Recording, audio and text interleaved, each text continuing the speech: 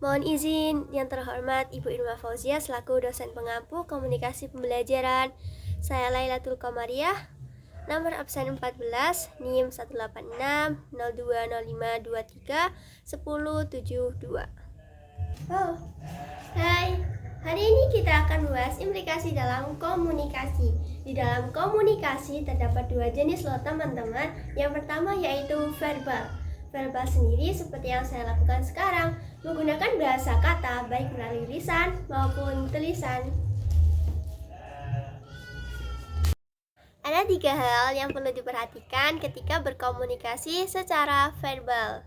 Yang pertama, sebagai komunikator, guru harus bisa mempertimbangkan antara porsi, tujuan, dan juga cara yang tepat untuk berbicara. Sesekali di dalam kelas, kita bisa memberikan kesempatan kepada siswa untuk lebih aktif. Jadi kegiatan belajar itu lebih terasa hidup dibanding guru mengajar di depan dengan metode ceramah. Contohnya, kita bisa memancing siswa dengan pertanyaan-pertanyaan sederhana, yang mana pertanyaan tersebut dapat memancing antusias siswa untuk menjawab, sehingga kelas itu lebih terasa ramai, hidup, tapi tetap kondusif. Contohnya, hari ini semuanya puasa, gitu. Terus bisa lagi, semuanya sahur. Sahurnya pakai apa? Tadi dibanguninnya susah apa enggak? Kurang lebih seperti itu.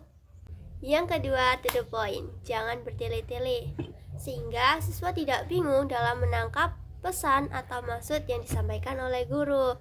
Contohnya, kita itu tidak pelin-pelan dalam memberikan pengertian kepada siswa. Kalau A ya A, B ya B. Jadi siswa itu tidak bingung, yang benar yang mana, yang ini atau yang ini. Contohnya, jadi anak-anak, rukun Islam yang keempat adalah puasa. Puasa adalah ibadah kepada Allah, yang mana kegiatannya itu menahan diri dari sesuatu yang membatalkan. Contohnya apa? Makan, minum, muntah disengaja.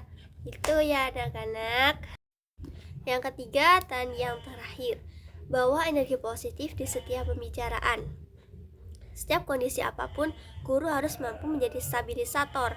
Hal ini dapat memberikan energi baru kepada siswa dan berpotensi untuk meningkatkan motivasi belajar siswa. Contohnya, kita bisa mengapresiasi hal sekecil apapun yang dilakukan oleh siswa. Contohnya, wow, good job, bisa ditingkatkan lagi supaya lebih bagus. Selain dengan kata-kata, kita bisa menggunakan isyarat, gestur, atau juga dengan simbol-simbol yang tidak lain disebut dengan non-verbal. Nah, non-verbal sendiri ini ada beberapa macam. Yang pertama, contohnya menggunakan isyarat tangan. Hal ini akan memudahkan siswa pembelajar secara visual ketika kita menjelaskan sesuatu. Contohnya, wah, bumi itu besar loh teman-teman. Bumi itu terdiri dari beberapa lapisan. Lapisan pertama, lapisan kedua, dan selanjutnya bla bla bla bla. Seperti itu. Selanjutnya, kita bisa memainkan nada ketika berbicara di depan kelas. Supaya apa? Supaya tidak monoton dan tidak membuat siswa itu ngantuk. Dibanding kita bertanya dengan nada, ada yang bisa menjawab pertanyaan ini? Pasti akan membuat suasana lebih tegang di dalam kelas. Kita bisa melakukan, teman-teman, karena kita sudah membahas ini, ada yang bisa menjawab? Ibu kasih waktu beberapa menit ya. Yang bisa menjawab silakan maju ke depan. Pasti lebih menarik yang dua. Selain memainkan nada suara, kita bisa memainkan ekspresi wajah. Tidak mungkin ketika kita mengapresiasi anak-anak, kita akan memasang wajah yang merengut, menyeramkan, terlihat ingin marah, sedih, susah. Tidak mungkin. Yang benar adalah, wow, keren, wow, pasang senyum. Jadi apa yang kita ucapkan itu akan sinkron dengan wajah dan juga hati kita. So, dapat disimpulkan ketika komunikasi verbal dan non-verbal dikombinasikan akan menghasilkan implikasi yang luar biasa. Di dalam kelas sendiri, hal ini akan membangun interaksi dan juga keakraban antara guru dan juga murid.